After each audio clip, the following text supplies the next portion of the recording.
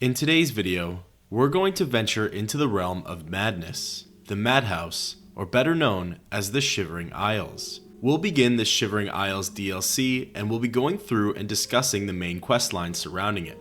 There's about 14 quests in total, so we're going to take our time and delve deep into the land, its flora and fauna, the characters, and the plotline behind it all. This entire storyline will span across 4 to 5 parts, and then will be completed with a master video.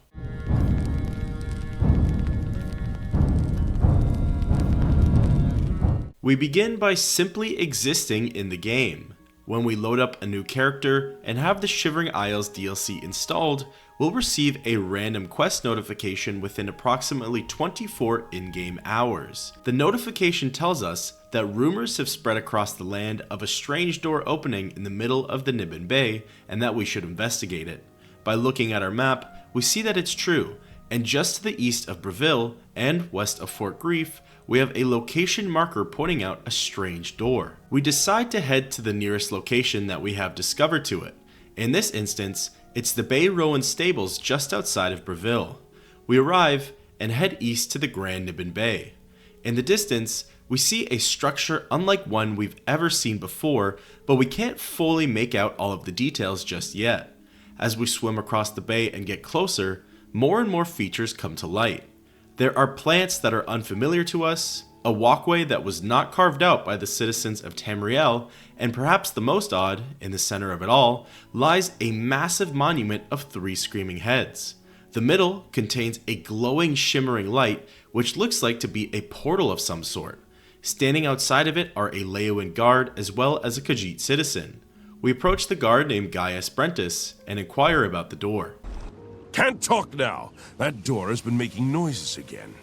No telling what's coming out. The conversation comes to a quick end, and shortly thereafter, a stranger leaps out of the glowing mouth. Here comes It's not another right. one!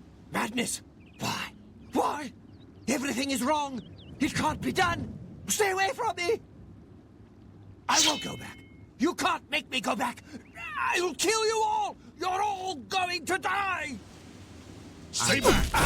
This was violent! The unstable Dark Elf lunges at Gaius and begins to attack him.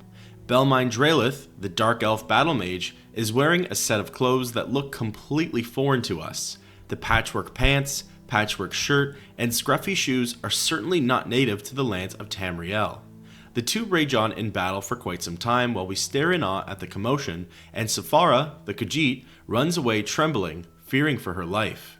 It gets to the point where the battle is simply taking too long, and the pair have even took their squabble into the Nibbin Bay. We decide to give Gaius the upper hand and shock Belmine a few times with our staff. Shortly thereafter, the troubled Dark Elf is defeated. But all of a sudden, a booming, loud, and frightening voice echoes throughout the island. Unworthy, unworthy, unworthy! Useless mortal meat, walking bag of dung! A nice effort, though. Shame he's dead. These things happen. Bring me a champion! Rend the flesh of my foes! A mortal champion to wade through the entrails of my enemies. Really? Do come in! It's lovely in the Isles right now. Perfect time for a visit. No, go away. I'm not here. The voice stops after beckoning us to enter through the portal. We find Gaius out for a swim in the Nibbin Bay still and speak with him once more. Did you hear that? Did you? Voices from nowhere. Madmen! Oh, where does it end? How did I get this posting? Whoever's voice that belonged to was certainly no mere mortal. They sounded powerful, mystical, and a little bit crazy. We make our way back up to the screaming heads, take a long look inside of the mouth, and venture forth into the unknown. We spawn into a small stone room. We're instantly greeted by a man sitting at a table with a book in front of him and some archaic looking metronome or clock. He too is wearing some completely foreign clothing, except his looks more upper class and fancy than the Dark Elves. He beckons us over to have a seat, in which we do, and we begin to speak with him. Yes, what can I do for you? I imagine you're here about the door? Yes, You have entered, and now you are here. Amazing. Truly. You approach the Shivering Isles. Through the door behind me lies the realm of Sheogorath, Prince of Madness, Lord of the Never There. I am Haskell, Chamberlain to the Lord Sheogorath. Because my lord wills it to be so. It poses no danger to Mundus. No compact has been violated. It is a doorway, an invitation. Perhaps you will accept it for what it is. They entered this realm and were ill prepared. Their minds are now the property of my lord. Cured? You speak as if they are diseased. They live now in another state of being. Perhaps it is you who needs a cure. For you? I do not know. My lord seeks a mortal to act as his champion. As for his intent, to attempt to fathom it is a foolish endeavor.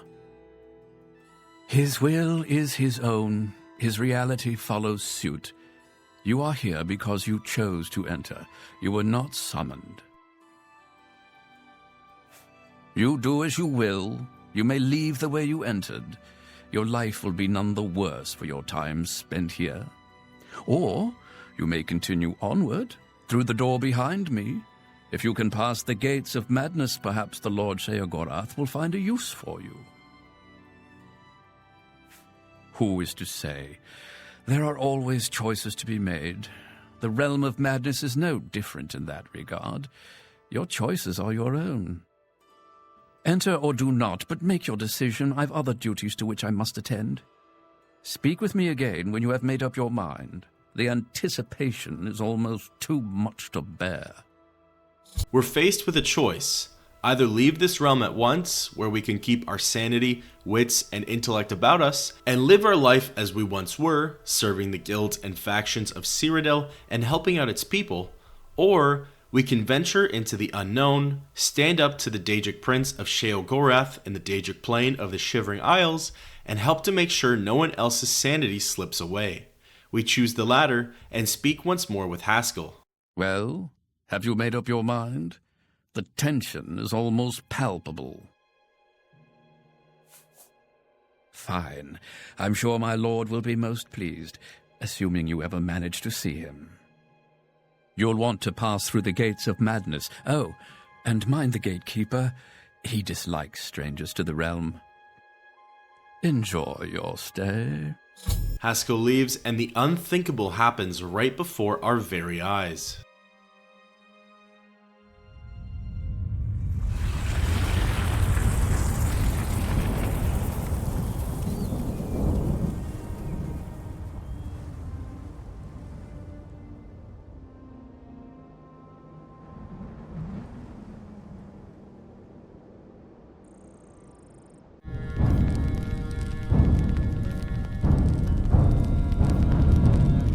The stone room evaporates into colorful and energetic butterflies.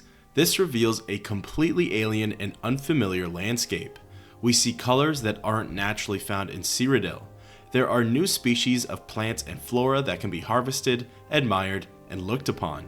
Standing hundreds of feet tall are strange-looking trees that have mushroom caps leaning sideways instead of leaves as their tops.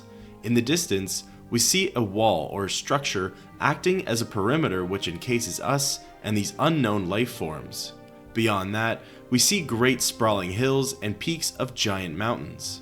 The sky has completely different stars, constellations, and mixtures of colors.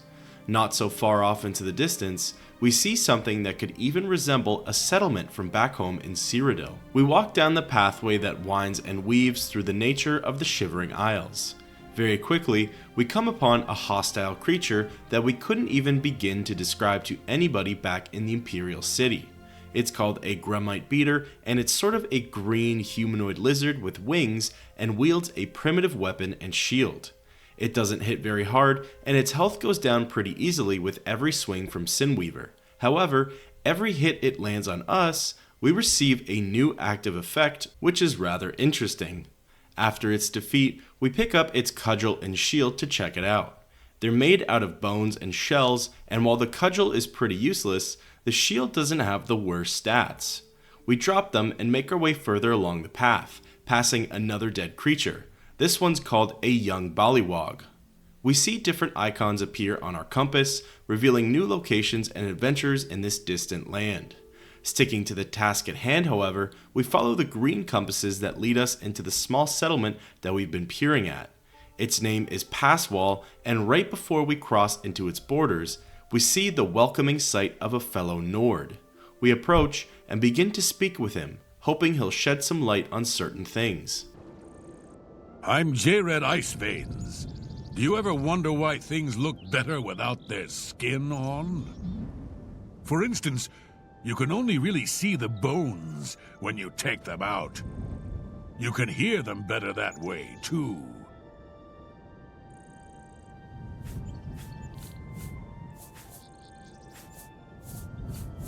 Go up there now. The Gatekeeper is about to turn some adventurers into bones. I'll collect those later. I can hear them, calling to me from the other side. I followed the bones. They led me here. I just moved in when I got here. No one seemed to mind. Everyone here seems to be waiting for something. Best way to kill a skinned hound is with a fireball, or a good weapon. Those bones want out. That very insightful conversation with Jared Iceveins shed a little bit of light on the Gatekeeper and the Gates of Madness. We continue to run along the path and enter into the small settlement. We see two men arguing, a red guard and a dark elf. We break up the conversation and speak to the red guard. Welcome to my town.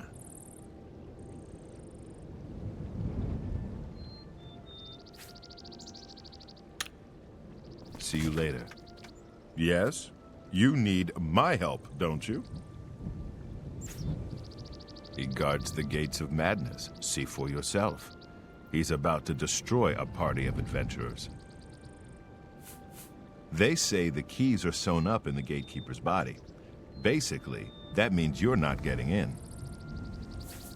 The place was pretty deserted when I got here.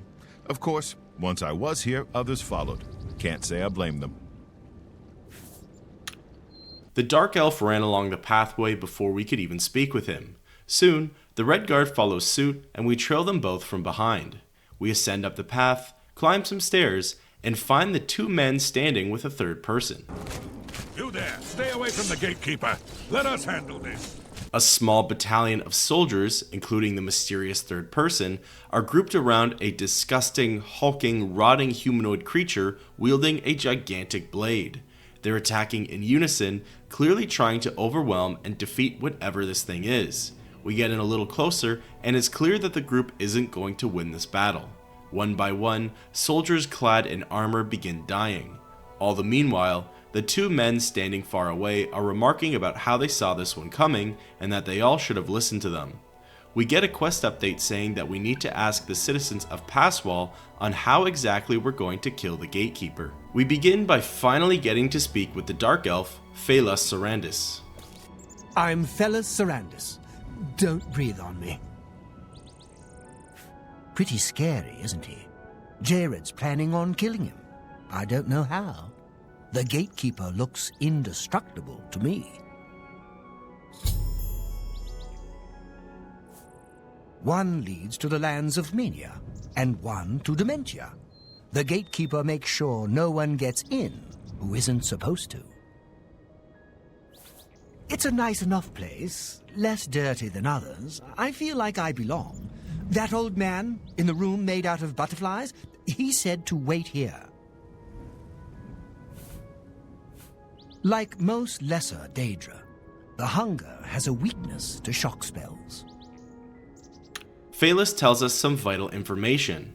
It turns out our bone-loving friend, Jared Iceveins, is working on a way to kill the Gatekeeper.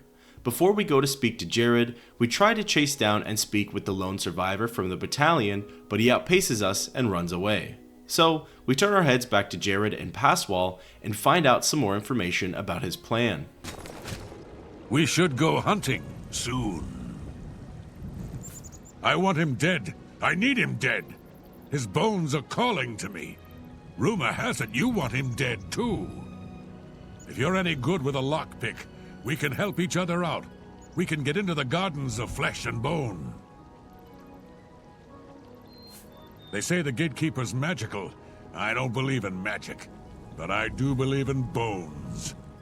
And the best way to kill something is with the bones of its own. I can see the bones of a dead Gatekeeper in the courtyard of the gardens. The door's locked, though. You'll pick that lock, and I'll collect the bones. Then I'll make some arrows, and we'll kill the Gatekeeper. Sound good? Here, take this lockpick. Careful, it's the only one I've got. You open the door, I'll kill things. Let's go. We leave with Jared at once to the Gardens of Flesh and Bone. The gardens can be accessed by taking the pathway to the left at the fork in the road from where we first came into town. Jared just needs a sample of a Gatekeeper's bones, and apparently he can fashion up a weapon of some type for us. Hurry, pick that lock open. I can hear them in there. We arrive at the gate, and fortunately, we have the skeleton key given to us by Nocturnal, so the lock is not hard to pick. We gain entrance inside and walk a little forward. The gardens are beautiful, and the stonework looks sort of similar to that of an alien ruin, but it resembles more of a grand fortress. We see our target, an enlarged skeleton on the ground in the middle of the gardens. However, two giant undead creatures guard the body, and once they see us, turn hostile and begin attacking. These creatures are called shambles and are amalgamations of random bones. They cast frost spells on us and also use a swiping attack. They don't hit incredibly hard, but they do have a lot of health. The first one goes down, and upon its defeat, it casts an icy explosion spell in a last-ditch effort to kill its foe. We head over to Jared, and together we battle against the second shamble, defeating it rather quickly. Out of nowhere, a simple skeleton wanders into the battlegrounds and is taken care of instantly. With the Guardians of the Gardens beat, Jared wanders over to the dead Gatekeeper and collects some samples. He then turns to speak with us. From these Gatekeeper bones, I can make some arrows. Find me in a few hours. We'll kill the Gatekeeper.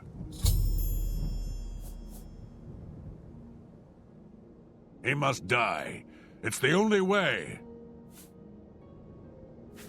I can hear them calling to me from the other side. We need to kill the Gatekeeper. He has the keys. The arrows aren't ready yet. Come back later. We look around the garden a little bit and then run back towards town. We wait for a couple of hours until daytime and then go seek out Jared to see if he's completed the arrows. The compass brings us over to his house. We enter inside and get a good look at the aesthetic of the houses in the settlement. They remind me a lot of the way houses look in Breville, but in some ways even nicer, which is definitely a slight towards the city of Breville. We exit his house to see Jared just leaving, and we speak with him. We should go hunting soon. The arrows are ready. Here are some for you, and I'll keep some. Let's go kill the Gatekeeper. We might die, but there's worse things.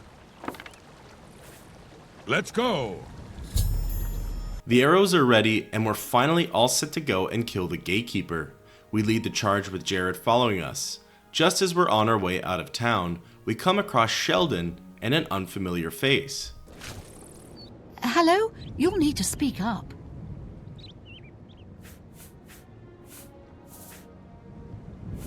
It's just down the road from Passwall.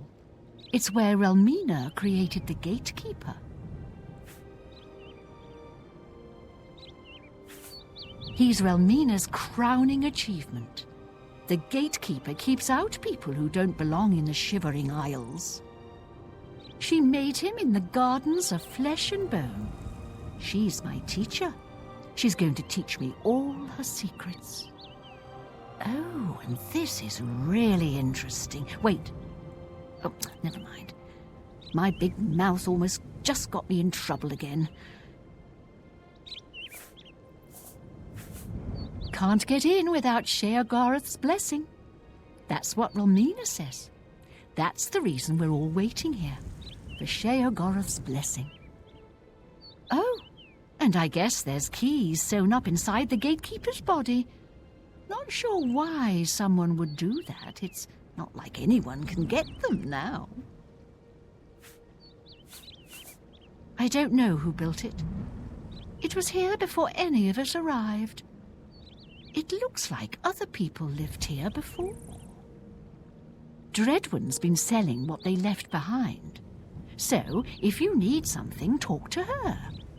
She's in the wastrel's purse. I'd like to tell you, but really, I shouldn't say anything more. There's some valuable information that Nanette can give us on the Gatekeeper. We persuade her a little bit and ask again. Thanks. I've been dying to tell someone. You seem trustworthy enough, but don't tell Relmina I said anything. Her Gatekeeper is flawed. Her tears hurt him.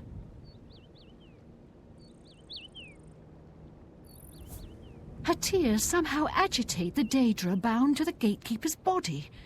Her tears make it really restless. It strains harder against the warding magic.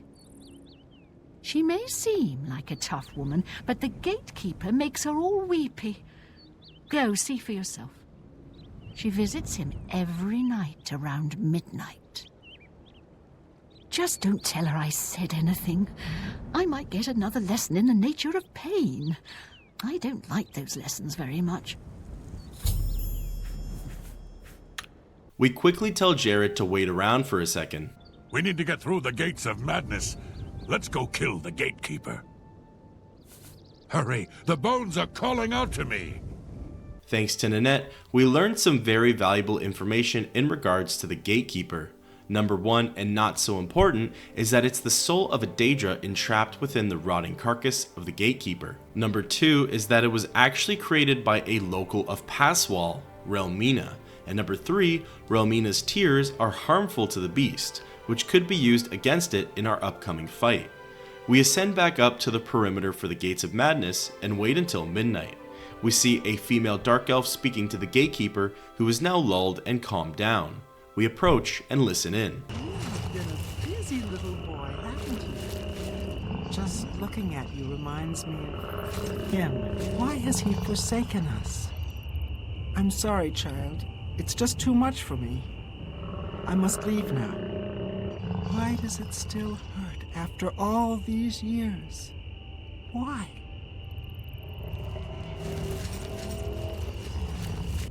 We receive an update that Relmina dropped her handkerchief on the ground, and that can be used to fight the Gatekeeper. We approach the area and begin to look for it.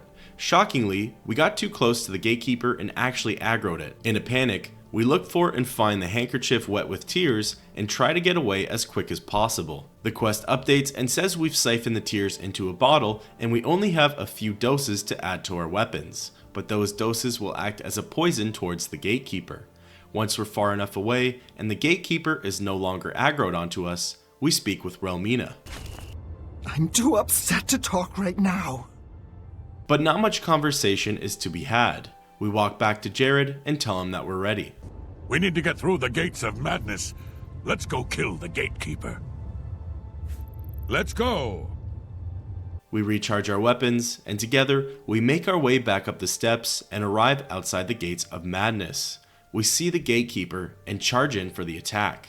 Interestingly, Sinweaver does quite a lot of damage to it, and we actually forgot to dose our blade in the tears for an added attack bonus. Its health may go down faster than we thought, but it certainly packs a punch when it hits us. Our health is quickly draining, and Jared is still unleashing the special arrows into the thing. With a final heavy spinning attack, the monster goes down, ending the duty of the Gatekeeper. We get a quest update, and Jared speaks with us. The Gatekeeper is slain. Congratulations. The honor of taking the keys from his corpse is yours. As soon as you get those doors unlocked, I'm going in. The Gatekeeper's dead. As soon as you get one of those doors unlocked, we can go in. They're calling to me from in there. We search through the Gatekeeper's body to see that it does indeed hold 2 keys. One of them unlocks the gate to Mania, and the other unlocks the gate to Dementia. We get a quest update saying that we can enter through either Gate of Madness. Pondering on which side to enter from, Haskell appears near the Gatekeeper's body and approaches us for conversation. So, you've managed to kill the Gatekeeper. Pity. Well, you'll now be able to enter the realm proper. You'll notice there are 2 doors. One leads to the lands of Mania, the other to Dementia. Enter through either one. The lands are quite distinct, but both are Sheogorath's domain. You'll want to seek out Lord Sheogorath. I believe he has plans for you. Try not to disappoint him.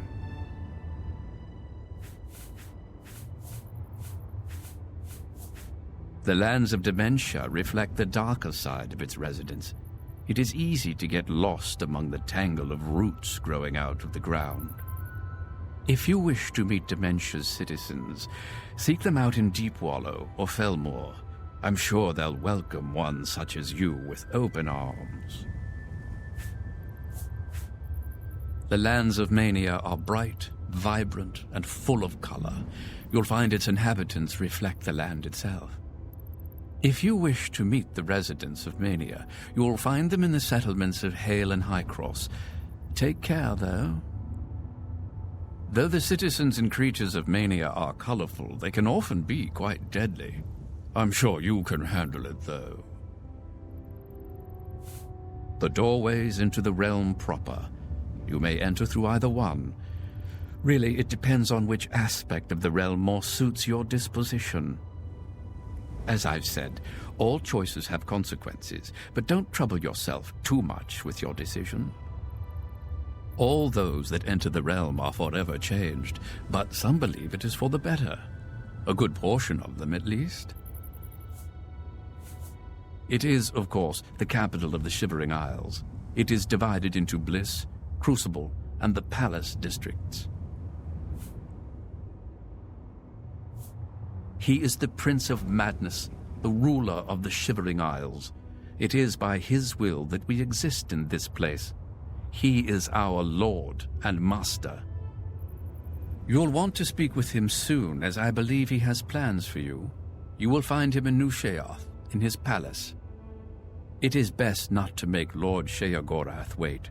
His whims are fleeting, and should he decide you are no longer necessary, it would be to your detriment. You will enter soon, I imagine, through the gates of madness and into the lands of Mania and Dementia. It is the realm of Lord Sheogorath. It is what he wills it to be. The trees bloom according to his whim, and the wind blows at his command. Tread lightly in the Isles. It is not a place suited to all mortals, but I'm sure you'll do fine. We'll have to make a decision on which gate to go through, the darker lands of Dementia or the colorful and brighter lands of Mania. Both seem to come with a catch, however. Before we move on, we head back to Passwall to inform the citizens that the Gatekeeper is dead and that they no longer need to fear it. Maybe they can even pass through the gates with us. We first go to the local inn, the Wastrel's Purse, to gauge on how many people are actually in this town. We enter inside and see a wood elf with perhaps the worst posture we've ever seen. Hello, I'm Dreadwin. No one was running this place when I got here. They left plenty of things behind, though. What do you need? He's dead? Of course I'm too tired to walk all the way up there at the moment. I'll head up there after I rest my eyes for a moment. I took over the inn when I got here. There wasn't anyone living here, except for Sheldon. He says he's mayor. Don't believe it. All things considered, the inn appears to be quite cozy, and honestly, I'd probably rather stay here than some of the other inns in Cyrodiil. We run upstairs and check the rooms. The door on the left houses Relmina, and she's standing amidst rotting body parts. Funny enough, If we were back in Cyrodiil, this would be a worrying sight, but here it almost seems normal. You've killed my child! How dare you! Get out of my sight! Blinded by anger, she doesn't have much to say to us. On her desk, there's a note to Sheogorath that sheds some light on the origins of the Gatekeeper. My beloved Sheogorath, forgive me. It's been so long I can't remember the last time I've written. I can only hope these letters reach you. I know your duties keep you busy, but any messages from you would be welcome, even if it is given through that fool Haskell. If it is not possible, fear not, my love is constant. I can remember the day you brought me to your realm as if it were yesterday, but I miss you terribly. You should see the supplicants mucking about in the fringe these days. A few I think will be ready soon, the rest, who can say? If it weren't blasphemous, I might venture to say that the world has been slowly going sane. I can almost feel in my bones a chilling presence approaching, like a devouring emptiness. That does not bode well, but I trust in my Lord's power to keep our spirits well nourished from his bounteous showers of inspiration. Our child continues to destroy these pesky adventurers who come seeking treasure and glory. I have been sojourning here in Passwall, tutoring Nanette Dawn as an apprentice. She is one of the hopefuls that I believe will bloom soon. In the meanwhile, I can visit our child. I go see him every night around midnight when the world is quiet, when it belongs to memory and imagination. He is strong and powerful like his father. Would that you visit us sometime. It's almost cruel, the way you keep aloof from me. Sometimes I can't even bear to look at him, because I can remember when we created him. Your glistening body in the pool, lovingly blending the components of flesh that would become our child. And afterwards, you tortured me in your sweet embrace. But now, when I visit him, I can't help but weep like a little girl. I know how unlike me it seems, I just can't help it. To make matters worse, it seems my tears burn my poor creature. It agitates that Daedric soul bound in his body, threatening to sever the warding magic weaved into him. I didn't realize how badly that soul would seek release from the shell I grew in my gardens, but the flesh is pure. Perfect. Perhaps it is my own tears that hold the imperfection. But I shouldn't be bothering you with these petty concerns. Our child, your gatekeeper, stands guard over the gates of madness, mighty and powerful. No harm shall come to him. Yours truly and forever, Relmina. The Gatekeeper was created using the soul of a Daedra, and the bones and flesh were seemingly grown in the gardens of flesh and bone by Sheogorath and Relmina. According to Relmina, her and Sheogorath have something of a romantic relationship, and she considers the Gatekeeper to be their son. Relmina is apparently teaching things to Nanette. Those things likely have to do with the gardens of flesh and bone, as well as how to make more gatekeepers. We move along and enter Sheldon's house, where we wake him up to inform him. Yes? You need my help, don't you? I'm glad you took my advice and killed him. I always knew it could be done. What would people do without me? We leave and go to tell Phalos and Nanette about the news. Greeting. Try not to stand so close. He's dead? I bet he died of some horrible disease, didn't he? Hello? You'll need to speak up. The Gatekeeper's dead. Relmina is very unhappy about that. I have to tread lightly around that subject, or I might get another lesson in the exalted nature of pain. With all of that out of the way, it's finally time to pick which gate we go through and either enter into the lands of Mania or Dementia. That all leads to the grand introduction and our destined meeting with the Daedric Prince himself, Sheogorath.